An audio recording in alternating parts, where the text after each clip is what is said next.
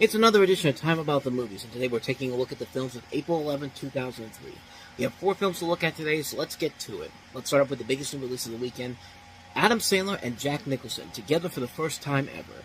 I'm sure this is what we've all been waiting for. Probably not, but still a pretty good movie. Let's talk about anger management.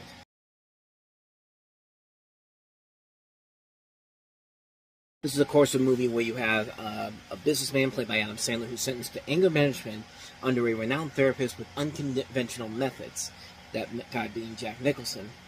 And Adam Sandler had a pretty good stretch of movies starting with this, with him and director Peter Siegel, who I've talked about before as a director that I usually like a lot of his movies, even the films that are considered lesser films. But this is one of those ones where I really do like this movie a lot. I like Adam Sandler and Jack Nicholson working off each other. I mean, it's got a really good cast, especially for a Happy Madison movie. You got them, Marissa Tomei, Woody Harrelson, John Turturro, Luis Guzman. I mean, there's a really good cast in here. The film overall is very, very funny. I think it's a very intriguing film. I think the comedy overall is very good. Maybe it's not the most intelligent movie. It's very much a lackluster comedy in terms of like the story development. You can kind of figure out where it's going to go, how it's going to pan out in the end. But I just like the camaraderie between Sandler and Nicholson. I think they have good chemistry together. I think they have a ton of fun working off each other. It's just a fun idea in general. And just a strong cast overall. It's just a film that just is really... It's really just a ton of fun to watch. It's a film, like, it's really, really funny stuff. Not the best writing overall in terms of story. It's, again, something you've seen done over and over again, but this is a film that I really liked a lot. I thought it was very good. I thought it was really enjoyable. I like it a lot. Anger Management. Made for a pretty good TV series, too, with Charlie Sheen, too, later on down the road. But that is Anger Management. Let's go ahead and move on to the next movie, and that is Rob Schneider. This would be a whole different movie if it was Rob Schneider in it. Rob Zombie's House of a Thousand Corpses.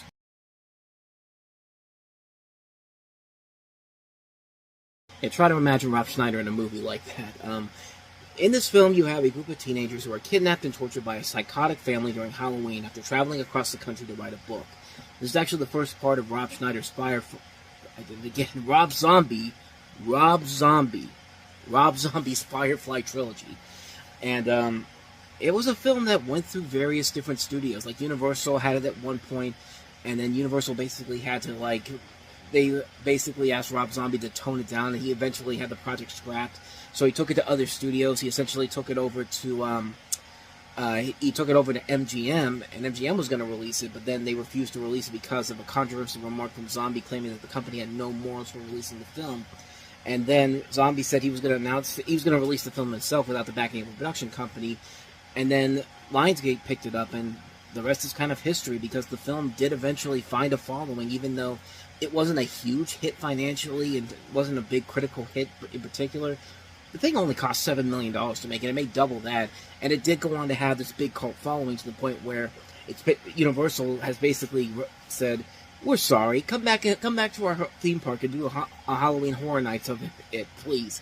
And of course, it's led to 2 sequels. And it's definitely a film that you could tell that Rob Zombie really took a lot of inspiration from the Texas Chainsaw Massacre and The Hills Have Eyes, the original ones, not the re-releases. But it's a film that really does show what Rob Zombie can do as a director. His last couple films as a director have not been very good.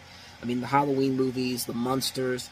But this is the film that shows you what this guy can do as a director. And this and The Devil's Rejects, I think, are perfect examples of what this guy is capable of as a director. And I think he does a pretty good job handling it. I think it's a solid film, a really good black comedy horror film. It's a film that really is... It definitely shows the best of what Rob Zombie can do as a filmmaker, and I kind of wish he'd do more stuff like this, honestly. So, not much more to say about that one. That's A House of a Thousand Corpses. Let's go ahead and move on to James Cameron's first film since Titanic, and that is Ghost of the Abyss.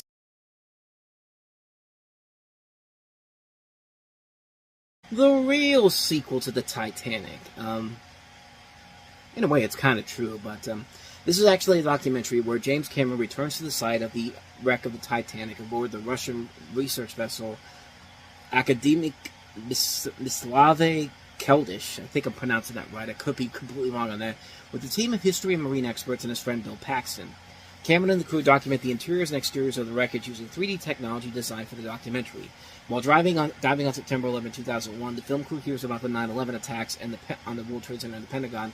Afterward, they compare and reflect on the tragedy of 9/11 with the tragedy of the Titanic. So, talk about a big difference, a big coincidence that this happened on 9/11. They were doing this on 9/11. They said, let's also add in 9/11 to our movie. Why not? And made for a pretty good documentary. I'm not gonna lie. It's a movie that is really is an incredible looking film. It shows a lot of cool underwater scenes. Like, even though I saw this on a small screen, this was pretty much intended for IMAX.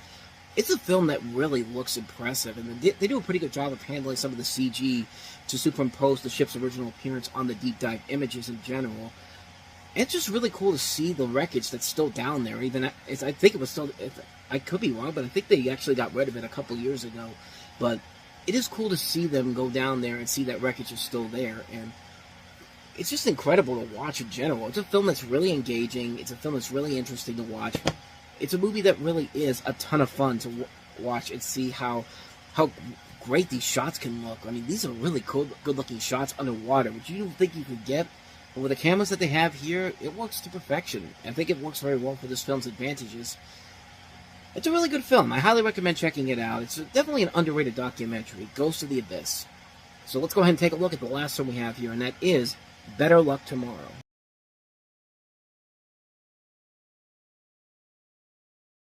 Justin Lin's big breakout film as a filmmaker. He made one other film before that called Shopping for Fangs, but I'm not too familiar with that one.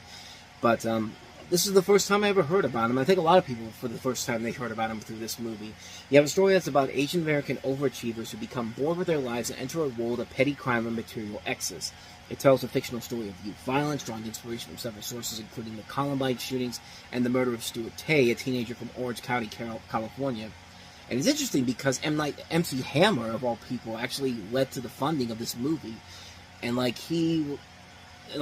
MC Hammer was not the same guy that he was when he was popular, but he had enough money to say, hey, I'll give you the funding for this movie, and he's one of the producers on here, and that's something I never really knew about. But this is a really good film. It's a film that plays these characters out in very unique ways. It's a very intense and disturbing film. It's a film that shows these characters played very well by these actors. You know, you got Perry Sheen, Jason Tobin, Sung Kang, John Cho, some really good actors in general here. And it's a film that really is captivating to watch in a lot of ways. And it's a film that asks a lot of questions, and it's a really interesting representation of Asian Americans in the movies, because it's funny because one of the most notable things that happened with this movie was when Roger Ebert was at the Sundance Film Festival in 2002, and there was a guy in the audience saying that he thought it was irresponsible to portray Asian Americans in such a negative way. And Roger Ebert basically just told that guy to shut the fuck up and let him do whatever they want to do with it. Screening at the library, this guy gets up. He praises us about the filmmaking and the performances, and then I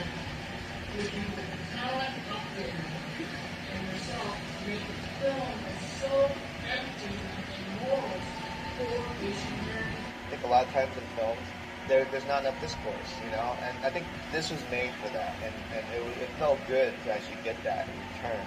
This guy feels like he has the right to tell us how we are supposed to exist in the world. And then Roger Ebert gets up. What I find very offensive and condescending about your statement is nobody would say to a bunch of white filmmakers, how could you do this to your people? Yes, film has the right to be about these people, and Asian American characters have the right to be whoever the hell they want to be. They do not have to represent their people. It's a historic. And that right there is why Roger Ebert's the greatest film critic ever, and nobody will ever be able to top him. And because of that, MTV eventually bought the film, and the rest is history. And the film is it's a really good film, and I'm actually kind of surprised that there's a lot of connections to, of all things, the Fast and the Furious series, where you have Kang actually reprising his role from this movie into the Fast and Furious films, and it was basically seen as it was basically retconned as an origin story for Han in the Fast and Furious movies, which is really incredible to think about here. And it's amazing how this small little film could lead into the Fast and Furious movies in that way, shape, or form. the ways this movie got made, man, was it's just a fascinating story of how the film got made, how the film basically got the attention that it needed, and it was just a really damn good movie. It's a film that is really well done. It's a really interesting material that they have in this film. It's just a film that just captivates you in so many different ways. I really like the film a lot. I think it's an underrated little gem. If you haven't seen this movie, I'd highly recommend checking it out because it is indeed worth it. Better luck tomorrow. And so with that said, we wrap up another edition of Time About the Movies. Next time we meet, we'll take a look at Shia LaBeouf and his feature film debut in Disney's Holes. We also have Jamie Kennedy in the third movie of 2003 with white people trying to be black. And this is one of Jamie Kennedy's characters from the criminally underrated Jamie Kennedy experiment show, Malibu's Most Wanted. We also have Chow Yun-fat and Sean William Scott in Bulletproof Monk, Chasing Poppy with Rosalind Sanchez and Sofia Vergara, and also A Mighty Wind from Christopher Guest. So 5 movies to look at next time around. We'll delve into those on the next episode. But until then, thank you so much for watching. And if you want to see more videos like this, please hit the playlist on the next page. Check out the previous episode. And I'll see you guys next time for another episode. And also don't forget to hit the like and subscribe button if you want to see more videos like this. So with that said, thanks a lot for watching. I'll see you next time. Take care.